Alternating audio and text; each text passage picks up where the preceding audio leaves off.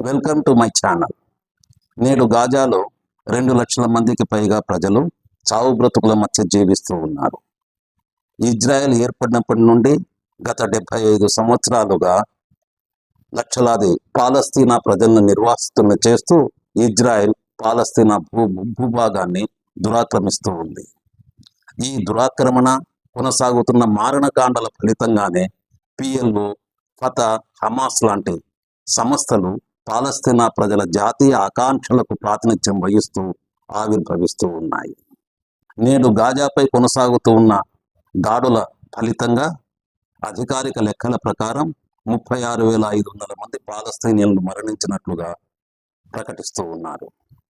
కానీ దాదాపుగా 1,00,000కు పైగా క్షిపణుల్ని, బాంబుల్ని ఇజ్రాయెల్ పౌరులనే లక్ష్యంగా చేసుకుని పేల్చడం జరిగింది.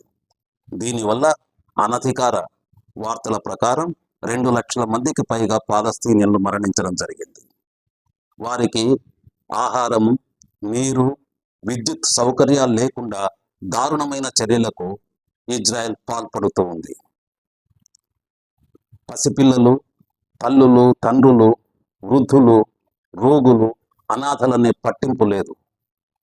ఈ దాడులన్నిటికీ అగ్రరాజ్యాల మద్దతు ఉంది. ప్రధానంగా అమెరికా వెన్నుదన్నుగా వెనుక వైపు నిలబడి ఉంది. నిజానికి ఉగ్రవాది ఎవరు? ఇజ్రాయెల్ రాజ్యమే ప్రధానమైన ఉగ్రవాది.